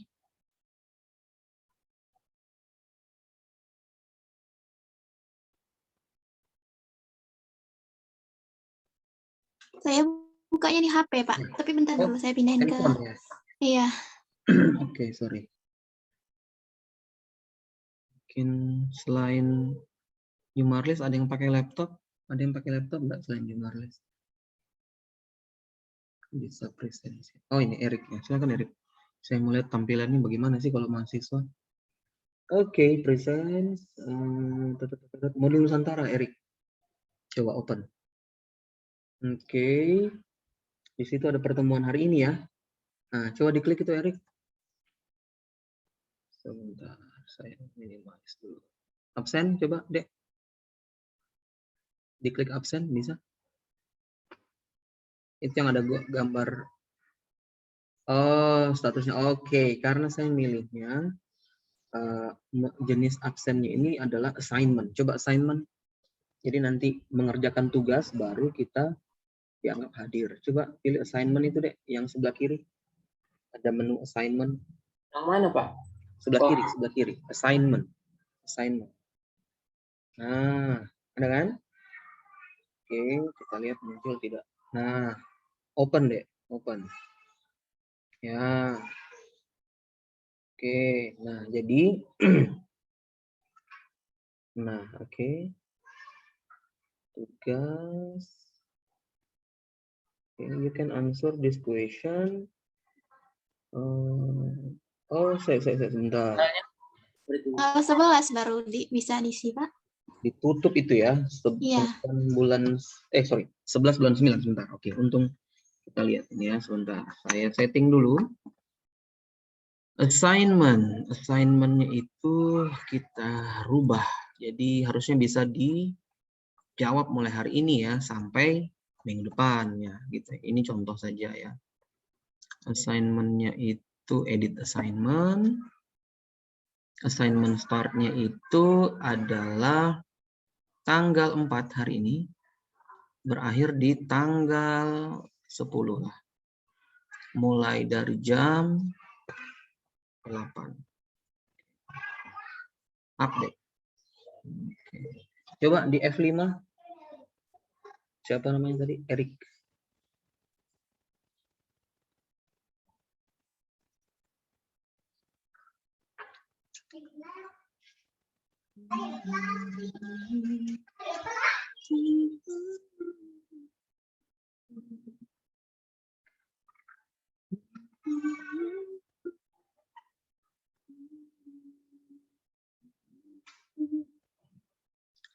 Kalau diklik cek resultnya, bisa enggak? Itu dia. Oke. Oke ya. Ini nanti bisa silakan dijawab gitu ya. Cuma absensi kita itu berdasarkan tugas adik-adik sekalian. Jadi supaya kalian tidak punya beban tugas, ini kan jadinya hanya 2 saja ya. Pertanyaan nomor 1 dan nomor 5. Yang 2, 3 kalian bisa kosongkan. Ketik di situ harus melalui kunjungan langsung gitu ya. Jadi misal nomor 1 kalian jawab apa latar belakangnya, nomor 2 harus kunjungan langsung, 3 harus kunjungan langsung, 4 kunjungan langsung, 5 karena itu pendapat Anda sendiri ya bisa dijawab langsung ya. Boleh ya? Saya kasih waktu itu presensinya atau pengerjaan tugasnya sampai jam 3 sore. Jam 3 sore ya. Jam 3 sore, jadi nanti pada saat kalian sudah save, jawabannya langsung nanti terisi, saya bisa lihat, kemudian otomatis kalian dianggap hadir begitu. Oke? Oke. Ada pertanyaan terkait gong perdamaian atau kita diskusi terkait gong perdamaian atau peristiwa Poso? Silakan kalau ada yang mau tanya-tanya, saya bisa jawab sesuai kapasitas dan kemampuan saya. Silakan. Pak, yang mau bertanya, Pak. Ya. Jadi kan Pak itu tadi konflik Poso itu disebabkan awalnya karena adanya konflik agama. Nah, kemudian kan ternyata dari konflik politik gitu kan Pak. Iya. Nah, untuk yang ada teror itu Pak, maksudnya gimana ya Pak? Untuk yang apa? Teror. Oh, teror ya. Oke. Jadi ini saya jawab sesuai kapasitas saya saja ya yang saya ketahui. Jadi saya saat konflik itu usia saya 12 tahun ya. 12 tahun, kelas 6 SD. Saya ingat itu kelas 6 SD sampai saya SMP. Jadi 98 sampai tahun 2000. Nah, kebetulan istri saya juga sebenarnya saksi hidup gitu ya. Jadi karena dia tinggal di daerah Poso, jadi termasuk bagian dari kisah konflik itu ya. Nah, betul tadi yang disampaikan oleh videonya tadi ya, bahwa ini awalnya hanya konflik pemuda. Tapi karena ini mengerucut ke agama, jadi dianggap konflik horizontal antar agama gitu ya. Tapi setelah ditelaah lebih jauh karena ada provokator dan segala macam, saat itu Pak Yusuf Kalla, JK itu Menko Kesra ya, Pak Wakil Presiden kita sebelumnya, Menteri Kesejahteraan Rakyat, itu turun langsung atas usulan pendeta tadi itu ya, Pak Tobondo, bahwa harusnya kita buatkan namanya perdamaian di Poso. Nah, pertanyaan Safirda tadi, kenapa sampai sekarang ada teror, Pak? Jadi memang sampai sekarang ini terkonfirmasi bahwa yang masih berkeliaran dalam tanda petik di daerah Poso, khususnya di pegunungan sana itu adalah anggota-anggota teroris yang punya hubungan atau link langsung ke anggota teroris luar gitu ya, yang mereka bisa dapat akses langsung, itu yang diselidiki kepolisian sampai sekarang. Jadi mereka dapat bantuan senjata segala macam gitu ya. Kenapa mereka melakukan itu? Karena sekali lagi terprovokasi ya. Memang sebagian besar dari tindak teror ini, pelaku tindak teror ini adalah korban dari konflik yang terjadi di Poso. Misal dulu orang tuanya sempat korban gitu ya, jadi masih ada rasa dendam begitulah ya, masih ada rasa apa namanya tidak puas gitu karena merasa sakit hati. Kemudian ditambah ada provokasi dari luar, ditambah ada sokongan dana dari luar, sehingga mereka tetap bertahan. Agak sulit, kenapa? Karena mereka bergerilya, pindah-pindah ya. Kalau kalian lihat itu demografi ya, daerah geografisnya Sulawesi Tengah itu kan banyak pegunungan gitu ya. Khususnya di Sulawesi, di Kota Palu ya, kalau kita lihat itu kan kayak lembah ya, kalau kita bilang kayak kuali. Jadi Kota Palu itu kota lembah, jadi di sekeliling itu perbukitan. Nah, begitu halnya juga di Poso ya, jadi banyak daerah perbukitan. Nah, mereka itu tinggal di sekitaran daerah perbukitan itu, jadi agak sulit kepolisian dan tentara menyisir karena mereka pindah-pindah gitu, berpindah-pindah. Teknologi juga agak kesulitan karena di daerah situ pada saat mau ditelusuri, kadang tidak bisa terlalu diharapkan. Itu kenapa sampai sekarang masih ada. Tapi ini lagi terus pengawalan-pengawalan ke daerah-daerah, karena kalau kalian pernah dengar berita terbaru yang 2020 kemarin, kalau nggak salah itu ada kan terjadi, mohon maaf ya, pembunuhan di daerah Napu. Daerah Napu itu masih bagian dari daerahnya Poso gitu ya. Itu yang melakukan adalah anggota dari yang disebutkan di video tadi, Ali Kalora CS itu ya. Terkonfirmasi gitu ya. Sekarang juga masih lakukan pengejaran. Sebenarnya pimpinannya kemarin sudah meninggal ya atas nama Santoso, kemudian ya, mereka kan kalau ada yang meninggal pimpinannya turun ke siapa kayak gitu. Ini memang jadi PR yang luar biasa bagi pemerintah. Kita juga harusnya membantu dari sisi masyarakat. Kalau pertanyaan Safirda tadi itu terkait kenapa masih ada, ya karena itu ya, masih adanya rasa tidak puas atau kasarnya masih ada rasa dendam. Kemudian ada provokator dari luar yang menyokong dana, yang menghasut, nah sehingga sampai sekarang pun masih tetap ada gitu ya. Dan ini jadi PR yang luar biasa. Seperti itu mungkin ya, Safirda. Good question. Ada lagi yang mau bertanya terkait materi kita hari ini? Silakan. Izin bertanya, Pak. Silakan, Jumarlis. Baik, terima kasih, Pak. Berdasarkan video tadi kan, Pak, katanya awal dari monumen itu kan dibentuk untuk perdamaian karena ada pertikaian atau konflik dari pemuda.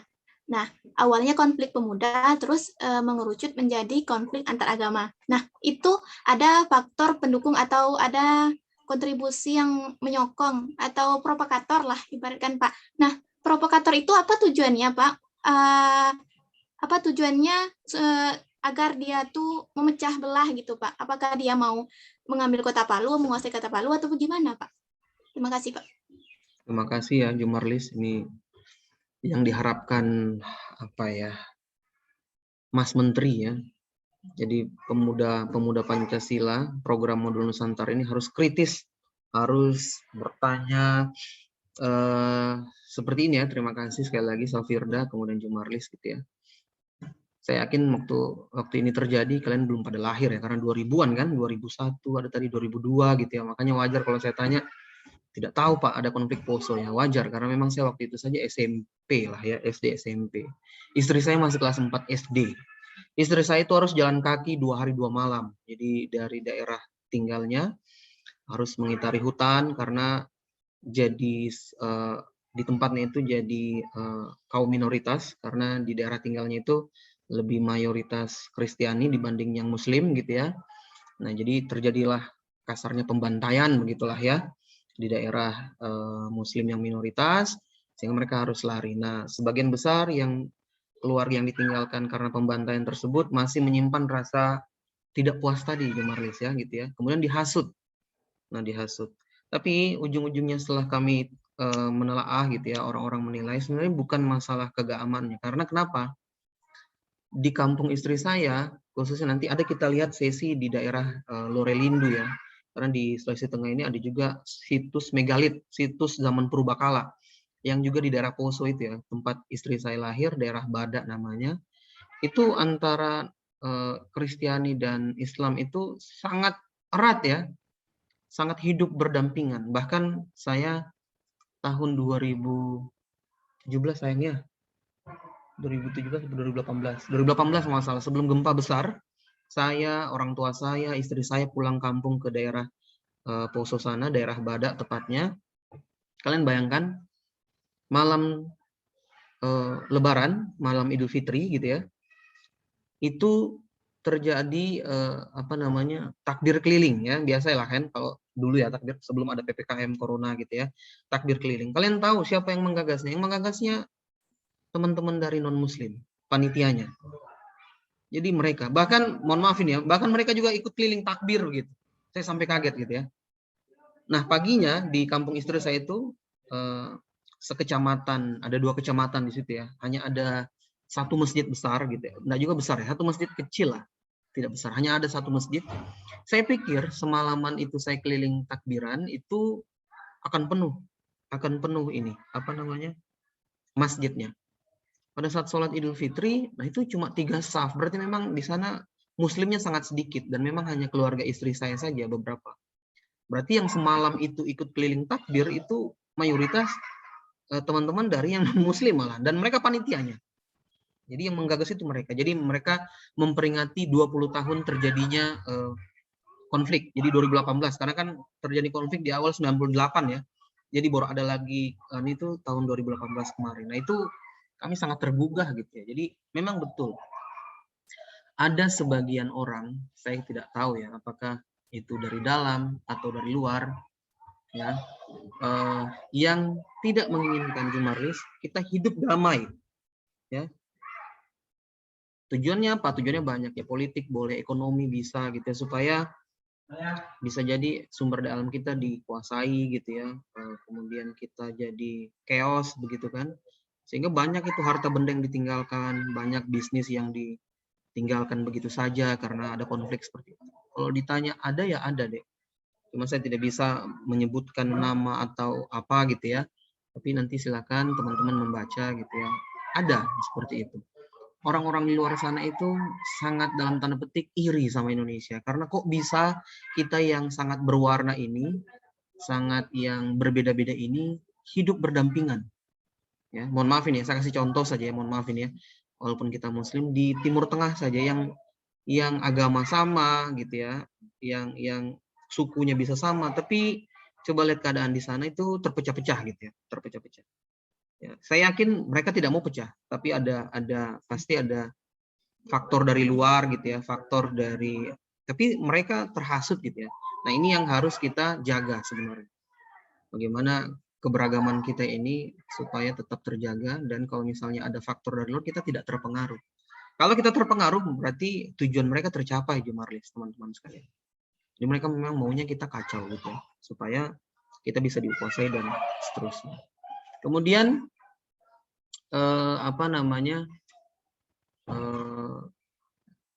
dari sisi bisnis ada juga sebenarnya, kalau yang saya dengar, yang saya baca gitu ya. Dari sisi politik ada juga ya, dari sisi sosial ada juga. Jadi semua itu menjadi pengerucut dari terjadinya konflik di sana saat itu. Tapi saya rasa pemerintah saat itu cukup berhasil dalam hal ini Pak Yusuf Kala. Makanya Pak Yusuf Kala itu kalau di Sulawesi, daerah Sulawesi, namanya lumayan harum gitu ya, karena jadi penggagas ini ya, Nusarara Nusa Batutu itu ya. Kita bersama, kita bersatu itu ya. Jadi ada namanya deklarasi Maleo, nggak salah, nanti kalian bisa baca di internet. Itu yang menyatukan antara Muslim dan Kristiani kembali. Dan sekarang sudah hidup berdampingan kok. Malah sekarang orang bisa nyaman tinggal. Istri saya dengan keluarga-keluarga itu waktu konflik lari ke Palu, kemudian saat ini sudah bisa balik lagi, sudah bisa beraktivitas, bahkan berbisnis di sana pun sudah bisa. Bahkan mertua saya bulan 2 kemarin meninggal, dikuburkan di daerah sana, yang daerah Badak yang mayoritas itu warga Kristiani. Pada saat mertua saya meninggal, sebagian besar warga Kristiani datang. Jadi memang ini sangat mencerminkan kebinekaan kita yang walaupun kita berbeda tapi satu gitu. Memang dari luar, intinya dari luar ini. Hasutan-hasutan dari luar. Karena kita hidup berdampingan. Kalau daerah selain kami, saya nggak tahu ya, mungkin kalau kayak di Padang, Nah, kalau di Medan mungkin agak plural ya. Kalau kayak di Padang itu kan homogen ya, menurut saya loh ya, menurut saya homogen karena Islamnya pasti luar biasa banyak gitu ya. Walaupun ada yang non Muslim, sangat minoritas. Kalau di sini itu kami bisa hidup berdampingan deh, tetangga-tetanggaan, saling tukar makanan gitu ya, saling mengunjungi, saling kerja. Mertua saya meninggal itu yang kerja bakti cari kayu bakar itu orang-orang Kristiani, warga-warga Kristen gitu ya. Kita apa namanya, gotong royong untuk istilahnya apa ya, menuju hari ya, kan hari pertama, hari kedua, hari ketiga gitu ya, sampai hari ketujuh itu kita makan bersama. Itu semua yang bantu-bantu adalah tetangga-tetangga yang non Muslim. Jadi ini patut kita syukuri sebenarnya. Seperti itu Jumarlis lah ya. Silakan, ada lagi mungkin yang ditanyakan? Satu pertanyaan lagi mungkin sebelum saya tutup. Astrid, ada yang mau ditanyakan? Silakan. Saat ini sudah cukup jelas, Cukup, Pak. oke. Melati? Jelas, Pak. Jelas ya. Oktina? Jelas ya. Oke, jadi Bapak, ya, silakan. Siapa tadi? kalau boleh bertanya lagi Silakan. tentang masalah Ibu Nusa Batu itu tadi, Pak. Kan saya tadi, Pak, kan dari yang pertama yang katanya konflik agama, kemudian konflik politik, kenapa bisa jadi ke teror, Pak? Iya, oke. Oke, jadi saya langsung jawab ya.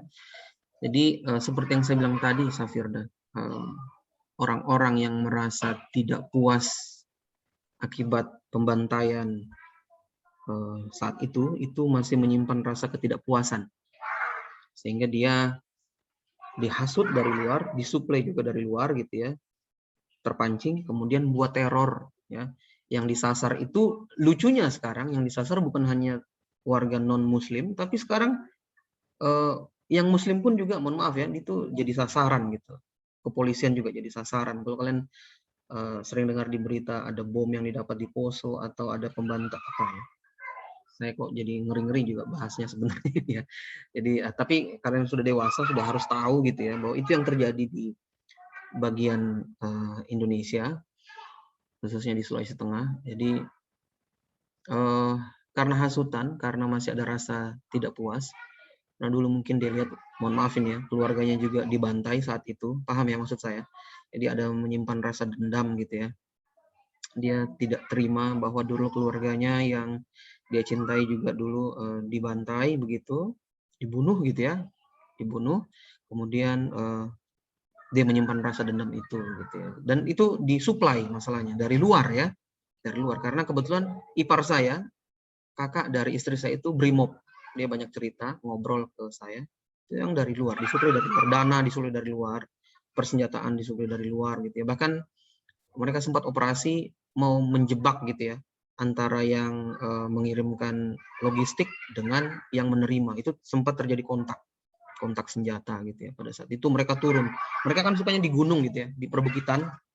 Mereka turun gitu ke kota Poso untuk menjemput suplai senjata sama suplai dana gitu ya. Nah itu pada saat perjanjian ketemu sempat digerbek gitu ya, tapi sebagian besar mereka kabur karena waktu itu terjadinya malam dan ada korban juga sebenarnya. Ada korban dari kepolisian, ada juga korban dari oh tidak salah saya, ada juga korban dari mereka gitu ya. Jadi kalau pertanyaan kok masih ada teror Pak? Ya masih ada hasutan dari luar, kemudian mereka juga masih menyimpan perasaan ketidakpuasan karena konflik masa lalu, karena merasa jadi korban masa lalu, karena mungkin ya di depan matanya orang tuanya atau saudaranya atau ibunya atau kakaknya atau adiknya atau mungkin anaknya jadi korban di masa lalu, sehingga ketidakpuasan itu masih tersimpan sampai sekarang. Ditambah lagi ideologi yang keliru. Nah ini ada tambahan-tambahan lagi sebenarnya Safirda ya. Ditambah lagi ada ideologi yang keliru yang menyatakan kalau misalkan bukan kita maka halal darahnya, kalau misalkan dia tidak sepemahaman sama kita maka boleh dibunuh, dan ini yang menyesatkan. Saya harap teman-teman di daerah lain sana tidak terpancing akan ajaran-ajaran atau ideologi seperti itu gitu ya.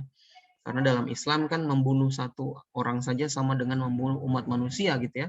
Jadi sangat dilarang dalam hal seperti itu. Kecuali mungkin kita dalam apa istilahnya ya, medan perang yang jelas gitulah ya, mungkin bisa saja ya. Tapi kalau dalam posisi damai, dalam posisi kita hidup berdampingan, nah itu tidak bisa kita toleransi gitu ya. Kecuali ada yang menginvasi kita, rasa nasionalisme kita tumbuh gitu ya, kita berperang gitu, itu enggak ada masalah sebenarnya. Tapi kalau dalam keadaan damai begini agak sulit. Bung Karno itu pernah berkata begini deh, mungkin kalian pernah dengar. Tugasku itu tidak terlalu berat karena saya hanya melawan penjajah dari luar. Yang tugas berat itu adalah kita ini. Yang tugas berat itu adalah kalian. Kenapa? Karena kalian akan berhadapan dengan saudara kalian sendiri. Jadi umumnya kita ini sekarang berhadapan dengan saudara-saudara kita sendiri yang jauh lebih berat untuk kita hadapi. Kenapa? Karena saudara-saudara sendiri begitu. Di mana saudara-saudara ini terpengaruh pemahaman-pemahaman yang keliru, terpengaruh dengan hasutan-hasutan dari luar, juga terpengaruh dengan traumatik konflik di masa lalu, seperti yang saya bilang tadi itu. Gitu ya, Safirda ya. Jadi kalau mau eksplorasi silakan mencari terkait konflik Poso, berapa korbannya, siapa saja, itu juga sebenarnya sudah ada ya, sampai media luar juga mempublikasikan kemudian korban ekonominya, apa ya, kerugian ekonominya, di mana rumah banyak yang dibakar, pertokoan juga hancur dan seterusnya, itu juga sangat merugikan kita ya. Kita di era damai saja untuk kerja hidup atau mempertahankan hidup aja susah gitu ya, apalagi dalam kondisi yang konflik. Itu yang harus kita hindari semua ya, dimanapun kita berada. Oke, begitu ya Safirda ya. Pak, soalnya di buku sejarah menjelaskan tentang konflik agama, Pak. Gimana? Teror. Gimana deh? Di buku gitu kan Pak. SMA diketahui cuma konflik agama. Iya, betul. Karena di sebagian buku itu yang ada ya, kita taunya ya konflik agama. Memang itu tidak bisa kita hindari pendapat itu karena memang benar itu terjadi. Jadi konflik agama jadinya deh. Awalnya hanya konflik pemuda, cuma terjadinya pada saat itu malam Natal atau apa gitu ya. Jadi dikerucutkan gitu, dicocok-cocokkan gitu. Akhirnya meluas. Dan ditambah, kalau istilahnya kita masak itu ditambah bumbu-bumbu gitu deh. Sehingga terpancing lah. Sama kalau kayak kalian kan, misal konflik sama temen nih satu. Ya itu terus yang satunya ini apa ya? Ngasut gitu deh. Paham ya? Jadi kan kita membara gitu ya. Alah masa cemen, alah masa digituin nggak berani mukul, alah masa digituin mau-maunya. Itu jadi kan orang terpancing. Nah, sama kurang lebih sederhananya seperti itu. Jadi awalnya dari pemuda, kemudian konflik agama, kemudian juga ke politik, kemudian juga ke bisnis gitu ya. Karena gini, akhirnya di sebagian tempat ada yang namanya kecemburuan sosial. Paham ya? Jadi banyak kalangan-kalangan minoritas di suatu tempat itu yang dianggap berhasil. Paham ya? Kayak di Jakarta dulu, katakanlah banyak warga-warga Tionghoa yang berhasil gitu ya. Pada saat konflik 98 itu kesempatan deh, paham ya? Itu jadi kesempatan untuk melampiaskan ketidaksukaan dari sisi bisnis gitu ya. Ketidaksukaan dari sisi politik. Jadi kayak ada kesempatan lain gitu. Nah, ini yang kita khawatirkan. Nah, sama di Poso juga begitu. Tadinya hanya pemuda mengerucut jadi agama, padahal ada kepentingan terselubung begitu ya. Ada ketidaksukaan karena bisnis, ada ketidaksukaan karena kekuasaan dan lain sebagainya, itu yang tidak memang kita pelajari di buku-buku sekolah gitu. Tapi itu yang terjadi di masyarakat. Oke ya, Safirda, cukup ya. Oke, good. Nanti silakan dielaborasi di ini ya, di apa namanya, pelajari lebih lanjut kalau memang tertarik terkait sejarah konflik di Poso. Karena banyak sekali artikel yang memberitakan itu, beritanya juga lengkap sebenarnya, kalau di YouTube juga ada gitu ya, jurnal-jurnal juga ada gitu. Teman-teman kalian yang mungkin di sejarah juga bisa memberikan tambahan. Gitu. Oke, cukup dari saya mungkin ya, karena kita sudah 2 jam lebih. Sekali lagi saya ucapkan terima kasih. Saya ucapkan selamat datang di Sulawesi Tengah, walaupun kita hanya bertemu secara virtual. Kita ketemu lagi minggu depan, insya Allah. Minggu depan mungkin 2 kali ya, karena ada kebinekaan dan refleksi. Oh, saya belum sharing ini ya. Saya tidak tahu apakah Anda sudah dapat penjelasan terkait sekilas tentang modul Nusantara. Sudah paham ya? Modul Nusantara itu ada 25 kegiatan, 14 kegiatan kebinekaan, 7 kegiatan refleksi, 3 kegiatan apa namanya? 3 kegiatan motivasi ya, apa sih namanya, sebentar ya.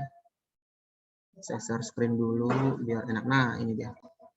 Muncul ya? Nah, ini. Inspirasi ya, oke. 14 kebinekaan, 3 inspirasi, 7 refleksi, dan 1 kontribusi sosial. Itu kenapa kalau kalian masuk di Spada, ada kurang lebih 25 ya, 25 kegiatan ya, 25 kegiatan gitu. Kemudian ya ini ya, prinsip-prinsipnya, kalian mungkin sudah dapat lah sebagian. Oke.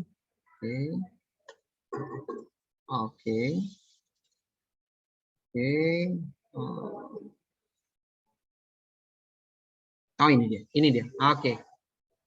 Ini dia, ini ya, ada 14, ada 3 inspirasi, ada 7 refleksi, dan 1 kontribusi sosial. Jadi minggu depan kita ketemu lagi dari Sabtu, ya, atau hari Minggu ya, karena memang modul Nusantara ini diambil waktunya weekend deh, supaya tidak mengganggu perkuliahan umum kalian.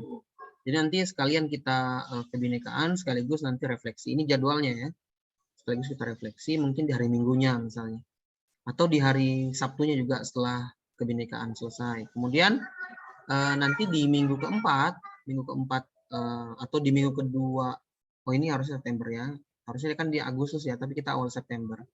Tapi minggu keempat kegiatan kita nanti ada namanya inspirasi, modul inspirasi. Nanti kita mengundang 1 narasumber begitu, kita ajak ngobrol-ngobrol untuk diskusi dengan kita. Yang terakhir juga ada kontribusi sosial. Oke, begitu ya. Terus sebelum berakhir, saya mau jelaskan terakhir terkait Spada.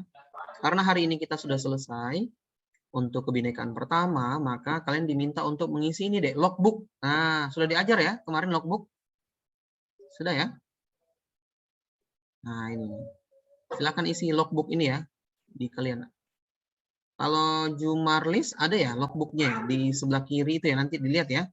Jumarlis, Astrid ya, semua yang lain ya. Nah, selesai. Logbooknya itu diisi deh supaya tidak beban isi ulang. Kemudian tugasnya juga saran saya di kerja memang kan cuma 2 nomor, nggak susah gitu ya. Sudah ada semua di bahan pembelajaran kita. Supaya nanti minggu depan nggak ada beban, kita bisa masuk lagi jalan-jalan, kita lihat-lihat lagi kira-kira kebinekaan apa gitu ya. Walaupun virtual ini sangat disayangkan. Saya sebenarnya mau buat vlog, cuma kondisi Palu lagi PPKM level 4 ngeri-ngeri juga buat vlog gitu ya. Orang tidak ada yang menerima kita takutnya nanti ya. Oke, cukup. Hari ini ada yang mau ditanyakan terakhir? Kalau ini di mana Pak? Tidak ada Pak. Apa itu? Logbook. Logbook nggak ada ya? Kalau mahasiswa nggak ada logbook ya? Oh, sebentar. Harusnya ada ya. Ini lecturer logbook. Di sebelah kiri ini deh, ada pilihan logbook. Coba ada yang bisa share screen mungkin? Erik? Sebelum saya tutup, takutnya nanti kebingungan gitu ya. Nah, adakah atau tidak? Logbook, oh tidak ada ya? Ada Pak. Berarti hanya ini ya, hanya apa namanya, hanya dosen ya. Oke, presence, oke. Coba homepage deh, homepage. Waktu kemarin pelatihan Spada ada yang mengikuti? Ada Pak, tapi sebentar Pak. Oh, ada ya, tapi cuma sebentar ya. Ada sesi terkait logbook kah? Jumarlis tidak ya? Sesinya bentar Pak, saya ada screenshot. Oh iya, boleh. Coba dicek dulu. Soalnya saya tidak mengikuti yang sesi Spada untuk mahasiswa. Kalau yang sesi Spada untuk dosen, kami ada logbook. Nah. Format laporan mahasiswa ada Pak. Oh, format laporan mahasiswa, itu yang diisi ya, berarti? Pak. Ya, setiap minggu, setiap pertemuan itu ada formatnya gitu. Ada dikumpulkan tugasnya. Oke, berarti di anu saja ya, format laporan itu di-upload di assignment. Ya, begitu ya? Di-upload saja di assignment. Itulah logbook kalian sebenarnya. Oke? Itulah. Ya, silakan. Semuanya bentuknya seperti gimana gitu Pak? Ada formatnya. Nanti saya kirim ini ya. Saya kirim contoh format di WA grup kita, boleh ya?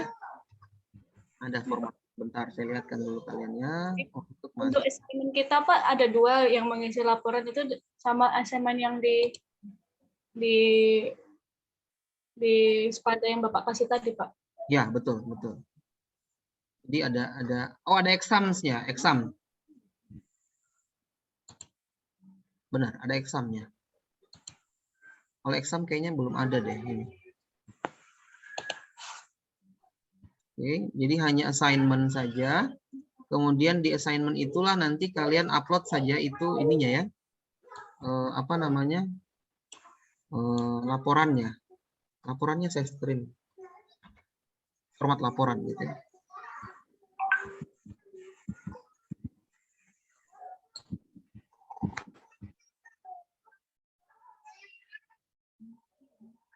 Di ini dia. Nah, itu saya print screen. Kemudian ini kan videonya saya rekam ya. Di sini kan dibilang mahasiswa diminta melampirkan foto dan video kegiatan yang mempresentasikan kegiatan yang diikuti. Maksudnya harusnya ini kan kita di video ya. Kegiatan kita itu apa gitu ya, atau foto-foto gitu ya. Bukti bahwa kita mengikuti kegiatan ini nanti saya kirimkan linknya ya, link ininya, link videonya. Supaya kalian bisa akses juga ya kegiatan kita hari ini, yang Zoom hari ini, ya, yang Zoom kita hari ini. Ada lagi mungkin yang mau ditanyakan? Sebelum saya akhiri. Tidak ada? Maaf Pak, Ya, untuk format laporan itu tadi kita buat masing-masing. Masing-masing. Terus kita upload file di yang assignment gitu ya Pak? Iya benar, betul sekali. Seperti Terima kasih Pak. Sama-sama. Ada lagi? Jumarlis? Sudah jelas? Sudah Pak. Erik, Untuk batas waktunya Pak? Kalau absensi ya, itu kan sampai jam 3 sore ya. Cuma karena absensi itu terkait dengan tugas, jadi ya tugasnya juga sampai jam 3 sore berarti. Ya. Sekaligus laporannya juga sama, kan tidak terlalu banyak sih sebenarnya.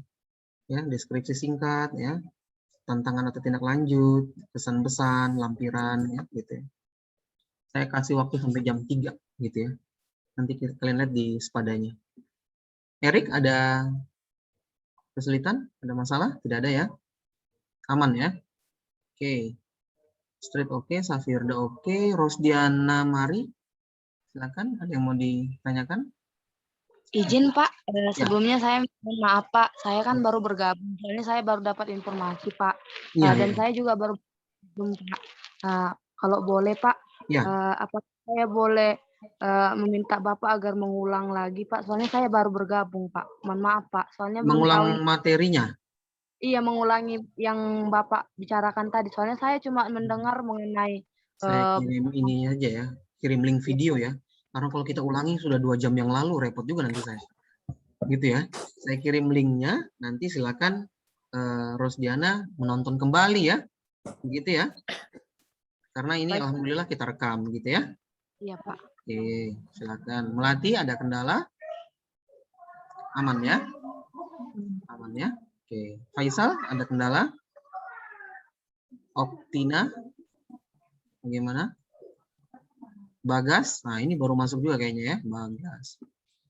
Oke, kalau tidak ada, kita cukupkan pertemuan modul Nusantara kita hari ini. Di pertemuan pertama, kita pengenalan sekaligus jalan-jalan virtual begitu ya, di Tugu Perdamaian atau Gong Perdamaian. Untuk yang baru masuk, jangan khawatir, karena ada videonya, Rosdiana dan teman-teman yang lain, nanti silakan dinonton. Agak repot kalau saya mengulang ya, Rosdiana ya, kasihan nanti saya nggak istirahat ya. Terima kasih sekali lagi, mohon maaf kalau ada salah-salah kata. Saya akhiri, wabillahi taufiq wal hidayah. Assalamualaikum warahmatullahi wabarakatuh dan selamat siang semuanya. Waalaikumsalam. Terima kasih Pak. Ya, sama-sama. Saya end meeting ya, nanti link videonya saya berikan ke kalian melalui WA Group. Oke? Terima kasih Pak. Ya.